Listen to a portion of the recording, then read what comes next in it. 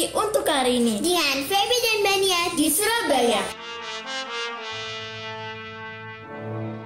Engkau yang dipilih Allah Bapa di surga untuk melahirkan putranya yang kudus.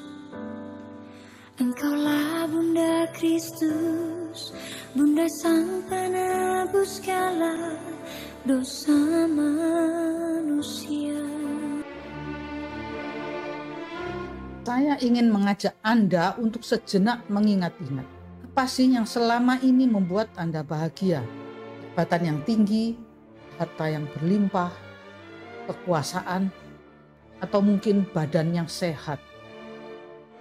Dalam Injil hari ini, dikisahkan bagaimana para murid Yesus pulang dari menunaikan tugas, bersukacita karena telah berhasil menaklukkan roh-roh jahat. Jangan terlalu mudah berprasangka, tetapi kita memang harus waspada. Ke-70 murid Yesus gembira karena setan takluk kepada mereka. Sangat bisa dimengerti.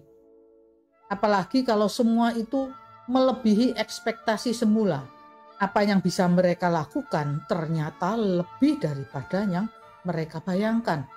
Kira-kira seperti anak-anak yang sehabis lomba memenangkan medali emas. Padahal jangankan medali emas, medali perak saja sulit. Itulah sukacita anak-anak. Yesus menegaskan bahwa sebenarnya itu biasa-biasa saja.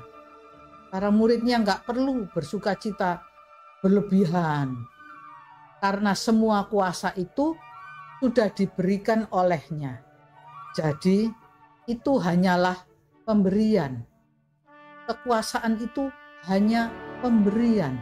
Sesungguhnya aku telah memberikan kuasa kepada kamu untuk menginjak ular dan kalajengking, dan kuasa untuk menahan musuh, sehingga tidak ada yang akan membahayakan kamu.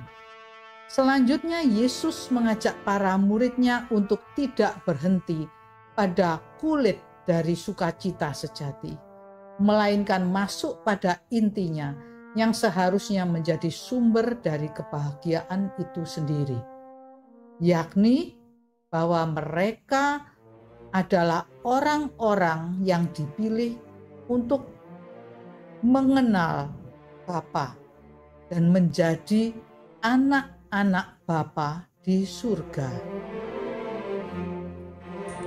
Membawa rumput sampai terbungkuk-bungkuk demi peliharaan yang dikasihinya. Jangan bergembira karena roh yang takluk, tapi karena namamu ada di surga. Sedangkan karunia kuasa atas roh jahat itu hanyalah bonus. Bahwa Allah tidak memilih orang-orang yang bijak dan pintar, melainkan orang-orang kecil, orang-orang sederhana yang bisa spontan bersorak-sorai ketika mereka mendapati diri mereka mempunyai kuasa yang begitu besar, sehingga lupa pada sumber kuasa yang justru harus disyukuri. Sebagaimana para murid Kristus pada saat itu, kita pun dipilih Allah untuk mempunyai iman. Dan itu semata-mata adalah karunia oleh kemurahan Bapa. Tidak ada seorang pun yang tahu siapakah anak selain Bapa, dan siapakah Bapa selain anak, dan orang yang kepadanya anak berkenan menyatakan hal itu. Dengan iman itu, hati kita bisa melihat dengan mata iman. Berbahagialah mata yang melihat apa yang kamu lihat. Pengganti nasi bisa pakai ketupat. Yang penting bahan dasar sama berasnya. Banyak yang ingin melihat yang kau lihat, tetapi mereka tak dapat melihatnya. Dengan mata iman itu, kita bisa melihat, menyadari, dan kemudian mensyukuri dan bersuka cita atas setiap rahmat yang kita terima. Itulah kebahagiaan sejati. Bahwa kita bisa melihat kasih karunia Bapa pada saat kita berlomba dan tidak menang, pada saat kita ujian dan tidak lulus, pada saat karir mendadak suram, dan saat virus corona memporak-porandakan rencana kita. Segala yang kita miliki saat ini bisa berakhir, direbut, dirusak oleh orang lain, oleh pihak lain. Tapi harta yang paling berharga itu janganlah dibiarkan pergi.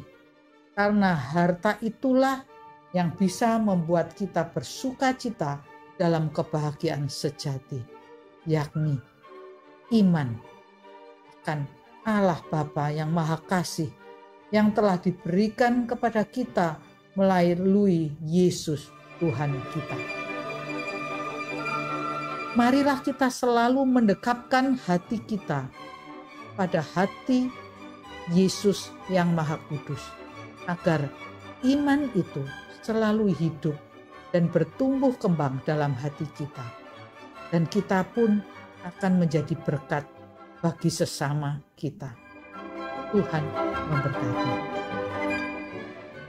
Et benedictio Dei omnipotentis, Patris, et Filii, et Spiritus Sancti, descenda super vos et maneat semper.